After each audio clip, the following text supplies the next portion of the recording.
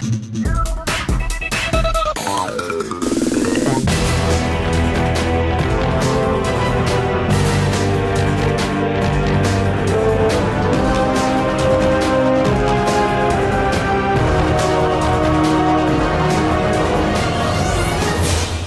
up YouTube, Dal here from Zephyr War Games, and first of all I hope you all had a very Merry Christmas or whichever holiday you decided to celebrate, moving on into the new year of 2022.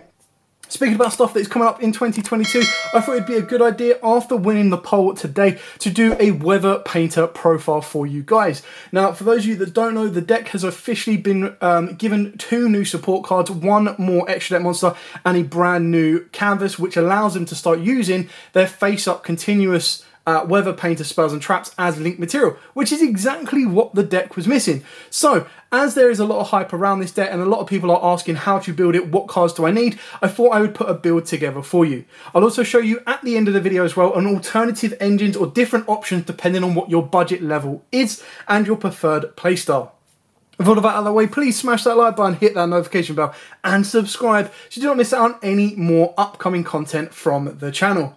So we start off with the main core card. Now I believe these all got reprints in Maximum Gold Eldorado, and I believe that Snow was a ultra rare. Oh, not ultra rare, sorry, a gold rare, so you should be absolutely fine picking these up.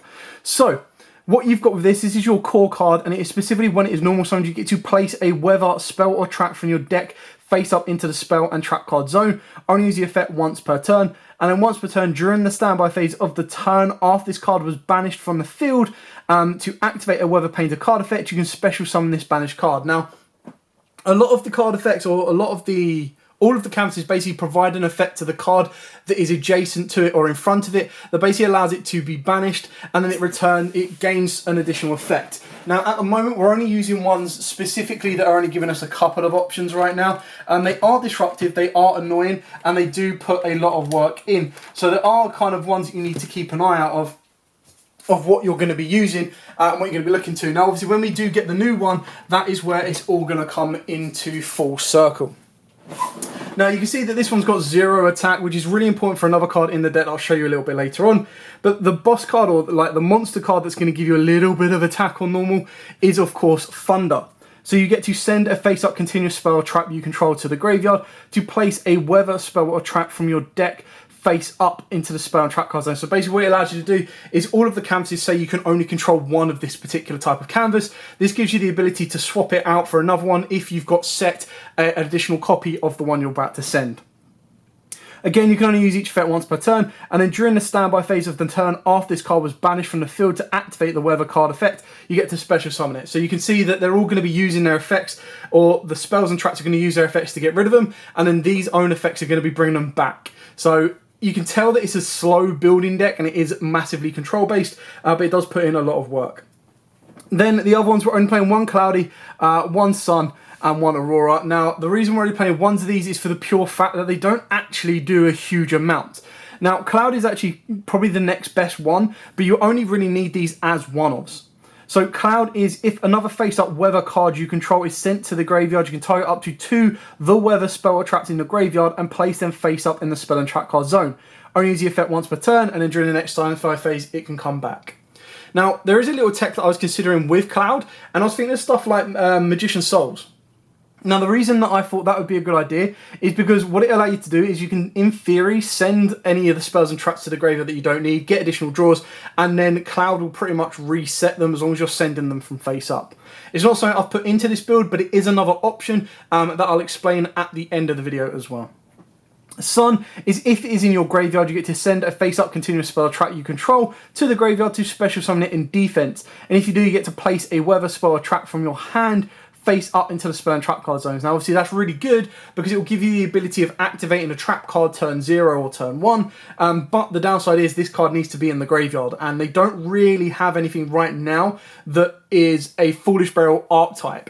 And what I mean by that is, yes, you could play Foolish Burial in the deck, but I don't want to play 1 Foolish Burial for a 1 Sun. It just doesn't really work out. They do kind of need an archetype which basically gives them, or an archetype specific ability to get this to the graveyard quicker and easier. Aurora, so when this card is normal summoned, very rare you're actually going to normal summon it, you get to place a weather, spell or trap from your hand, deck or graveyard face up into the spell and trap card zone. Your opponent cannot target the weather, spells or traps you control with card effects, also they cannot be destroyed by your opponent's card effects. Once per turn during the standby phase, if this card was banished via the effect of a weather, it comes back. Now, the issue with this is this card should have probably had the effect that it could be normal summoned without tribute, but its attack becomes half, something along those lines. There's an easier way of getting to it now because you can special summon it out, but the restriction on the fact that it has to be normal summoned does give it a bit of an issue. That is also where the Magician's Souls engine can kind of come into play, because if you're playing Apprentice, if you open up Apprentice, you can get this to the graveyard, or if you're playing Dark Magician Go, you can actually bring it back from the graveyard and make rank 6 plays. But at this exact moment in time, there isn't a rank 6 card, which I'm like, that is so broken, I would play it in any deck that has the ability to do so. Moving on to the hand traps, well, with a particular type of deck like this, which basically says I like to banish all of my own stuff, then there's nothing wrong with a card like Dimension Shifter. Now, Dimension Shifter has always been that type of card that I've said from the very start that if your deck can mandatorily run this without it causing any issues for you, you should do. It's just such a powerful card that you drop it on your opponent, 90% of the decks right now auto lose to it. There are some decks that don't, like Flunderees, so you do have to be very careful when you're dropping this card or playing it against your opponent, but you can side it in and out quite easily.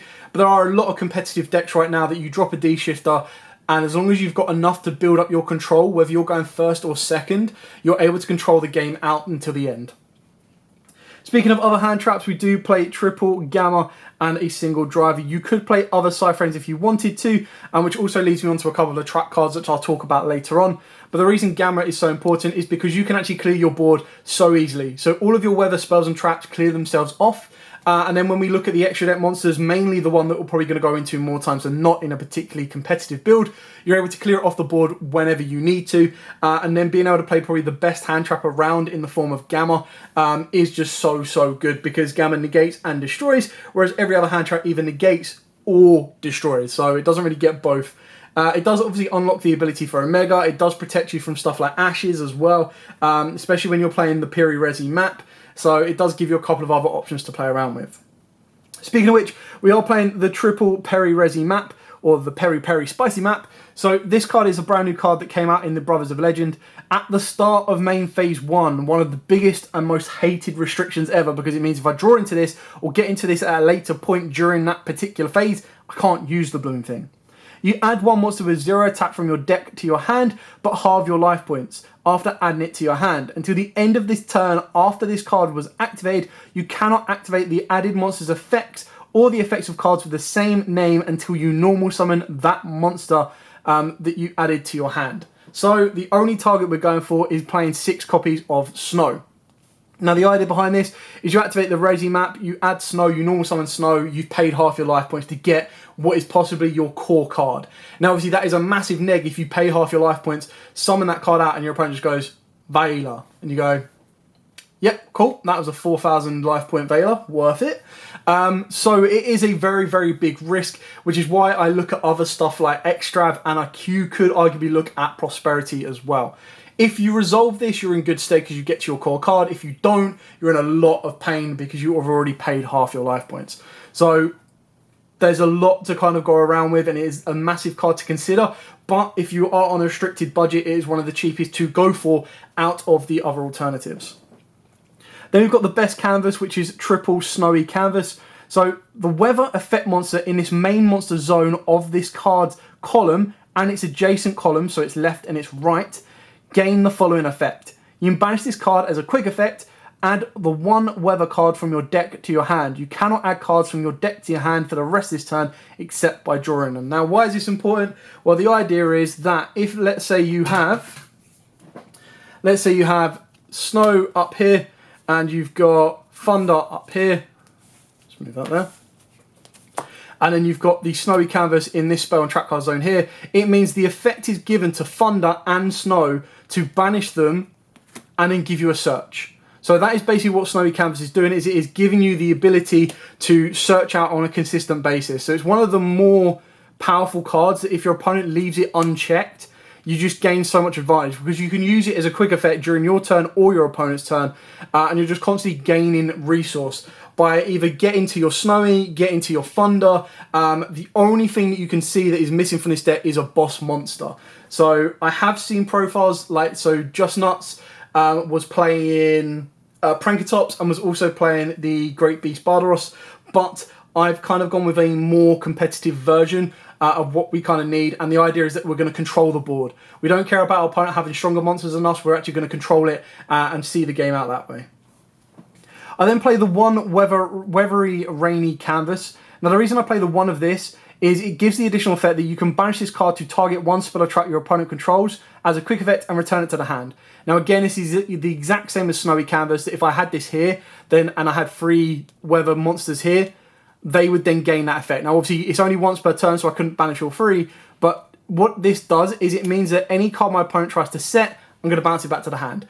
If there's a card that I feel could be threatening to a card I'm about to play on the board, I can use this effect to bounce it and get rid of it. So there is ways of kind of clearing your opponent's back row, giving them back to the hand, bouncing them in the end phase again, and it does give you ways of outing certain aspects. Now, it's kind of cool in the sense it also outs like Mystic Mine and stuff like that, because you do it during your turn, and it's the spell effect that is giving it to the monster. Moving on to the canvas traps, we are playing 2 of the more recent Rainbow, and by more recent we're talking, I think it's like Dawn of Majesty, and then we're playing 2 of the Thundery canvas. So the Rainbow is you can only control 1 Rainbow. The weather effect monsters in the main monster zone of this card's column and its adjacent columns. Again, if your opponent controls a monster, quick effect, you can banish this card, special on 1 weather monster with a different name from your deck. You can't special on other monsters from the deck for the rest of this turn. So again, it's just a way of tagging out some of your weathers to get to the other ones, which is really good because what you're doing is then you bring them out, you put them in front of another one of your spells or traps, and then you trigger to banish those effects. It's also the way you get to Aurora, and Aurora can then protect your back row should your opponent try to destroy them. Thunder Canvas is your main out to any boss monster. The reason this is so good is at the start of the damage step, if this card battles an opponent's monster, you can banish this card, return that opponent's monsters to the hand. Now it's at the start of the damage step, and what it does is obviously again, when it says this card, it is talking about the monsters in front of it. You attack, you bounce, you banish your monster, you bounce their monster. No damage is conducted because it's at the start of the damage step. Your monster doesn't get destroyed by battle, but their card gets bounced. So if they've already used their Dragoon Negate, your deck, even if you're Snowy Canvas, can out their Dragoon. Like, it just gives you so much consistency to out their big boss monsters that are problematic. You're in a good stead. Because the extra deck is not very important in this deck, we are playing triple Dogmatica Punishment. Now, when we get the new cards, which doesn't come out until like middle of next year, middle of 2022, you probably consider cutting the punishment. But the fact is, a single punishment can equal up to 2 pops when you're sending an Atis, and then that just gives you so much more disruption. Considering you're going to be banishing your stuff to give you resources, you're able to dodge certain things. Being able to punishment, clearing off 2 cards just gives you so much advantage.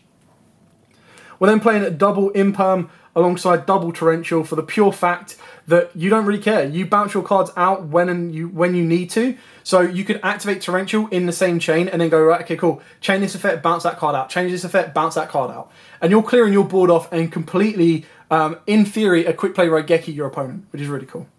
And then the 1 skill drain for the pure fact that you're actually being able to banish your cards through your spell and traps. So you don't actually neg massively under the back of skill drain. So it's not much of an issue, and it's one of them cards that you flip on your opponent, they can auto lose. Also, like Defissure, if you wanted to, you could main Defissure. Keeping in mind as well that your your Sun in the graveyard can send these when you want to get rid of it. So as you're probably already questioning, that is only a 35 card deck. Why is that a 35 card deck? Well, the last 5 spaces really comes down to what you have access to. Now, I would prioritize this one purely because it gives you a boss monster, it gives you a card that can dodge off the board when you see fit, and a card that recurs resource, and that is the Fusion Destiny package. So what this does is it gives you a 2500 boss monster, it gives you a draw card in the graveyard, it also gives you a card that can help get another weather from your deck to the field by drawing it for turn. That gives you quicker and easier access into the Weather Painter Rainbow for now. Now, if you're like, I am 100% against the Destiny Hero engine, absolutely fine. Your other alternatives are something like Prosperity, if you have access to them, but I know they are crazy expensive. Your alternative option to this is Extrav. If you go for Extrav, you're going to be zeroing in your extra deck a lot more and going for something completely different. And then your other alternative off the back of that, if you're completely opposed to all of those or you just don't have access to them, is a Magician's Souls. In the theory, Magician's Souls is going for like 25 quid right now, which is a great time to be picking that card up. So you get a playset for £75 and you have a draw 2 engine as well as a free summon engine as well, which can massively help you when you start going into the extra deck. So just to reiterate, the last 5 spaces of this particular build is triple Fusion Destiny with the Dasher and the Celestial. But if you have access to Prosperity, you could arguably put them in. If you don't, but you have access to Extrav, I would go for a more trap control version and then max out on your extra deck.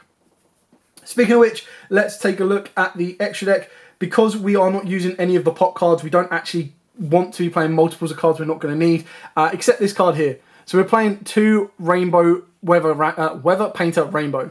Now, it's a lot harder to actually make because it specifically requires 3 Weather Painters. So if it was like 2 Weather Painters plus 1 other monster, or at least 1 Weather monster, you would be in a lot better stead. But its effect is pretty decent. So when your opponent would special summon a monster or monsters, quick effect, you can use this link summon card to the graveyard to negate the summon. So it becomes a walking, talking strike in a sense. And if you do destroy that monster or monsters, once per turn during the standby phase of the turn after this card was banished from the field to activate a weather card's effect, you can special summon this banished card. The weather effect monsters this card points to gains the following effects. When a card or effect is activated, quick effect, you can banish this card, negate the activation if you do destroy that card. Now, obviously, it's giving you the ability for a when effect. The issue is, until we get that new card that lets us use our continuous spells and traps, you're not able to actually make this and then have your 3 monsters below it. So it's very, very difficult. What you're going to be doing is you're going to be bringing your cards back, and the only time you're ever going to be able to make this with a monster is by the time you've got 4 weather monsters on the board, which is very, very difficult, and it would rely heavily on the trap, the Rainbow Trap. So yeah, it's something to consider. For other link monsters, we've got the 1 Lambda, just for those odd times when you do want to get a monster on the board and you also have Gamma in the hand, it can be very, very useful. Because we are playing the Fusion Destiny package, we are playing the 1 Verte Anaconda, just because it needs to give you a way to get to the boss monster. It is a floating boss monster, it's mad not to use it. You could probably consider the fact that if you, at this current moment in time, when you make Verte, the only other thing that Verte can go into is Lambda, so it is something you might want to look into, getting another boss monster in the deck. But like I said, it's very difficult to flood your board with loads of monsters in quick succession, so it wasn't a mandatory need. Then, of course, we've got the 1 Psyframe Lord Omega off the back of your Gamma package. And then for the fusions, we've got triple Elder Entity Nts, which is going to be coming off of the back of your Dogmatica Punishment, alongside the 1 Destroyer Phoenix Enforcer. Now, again, like I said, if you are completely opposed to the Fusion Destiny, then by all means you can take this out. You've got space to play around with your extra deck. There is nothing that is too mandatory. The 1 card that I'm currently missing that I haven't got in my extra deck that I would advise putting in there would be Gossip Shadow. Speaking of which, we are playing some rank 3, so we are playing the 1 Super Quant Mech Beast, we are playing the 1 Fortune Tune, the 1 Levianeer the Sea Dragon, and the 1 Phantom Knight of Break Sword. Now, the reason this is so good is because your main and core cards are in the form of Snow, Thunder, Sun, and of course Cloud as well, are all level 3s. So there are the odd time where you're like, right, okay, well, I need to make my rank 3s. Maybe my opponent stopped me getting back one of my Snows, or maybe my opponent stopped me getting back one of my banished Weather Painters, so I want to go for Levianeer. Maybe my opponent can't get rid of a 2800 Defender, and I can deal with their back row. Maybe my opponent can't deal with a Fortune Tune, and it's getting close to time, I need to gain life. Off the back of that as well, keep in mind that you can then instantly rank these up into a Downard, and then rank the Downard up into a Zeus. Now, the only reason that you would do this is for the pure fact that you're going to be bringing back one of your Weather Painters that has been banished and your opponent has cleared your board off.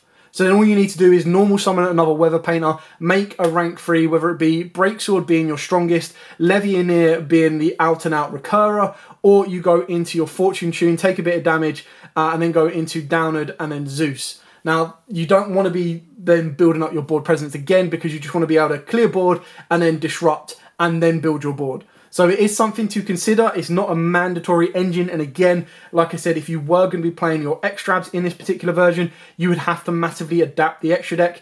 But I think the best options going forward are the Fusion Destiny, Prosperity, Desires, arguably so, a little bit weak because you do play one of some of your Weather Painters, or the Magician's Souls engine, because not only will that give you synergy with Cloud, but it also gives you a lot of kind of board presence as well, giving you access to rank 6, maybe in the form of Beatrice as your best possible option. Anyway, I hope this has given you a couple of ideas. This isn't like, this is the only way you can play this deck right now. What I love about this is it's got so many different variations, so many different options, that it does give you a couple of different ways of building and playing the deck, which I think is awesome. Not to mention the new support is great in exactly what this deck's been missing. So I can't wait to see that and receive that and see how it goes in action. Anyway, thank you so much for watching. Don't forget to like, comment, subscribe, share. If you want to see more Weather Painter content, then by all means smash that like button, get the video up to at least 50 likes in the first 24 hours, and then I'll be more than happy to bring more videos for you, whether it be duels or just general test hands and learning to play the deck itself. As absolutely always, guys, stay safe, have a very good holiday while you can, and until next time, as absolutely always, happy dueling.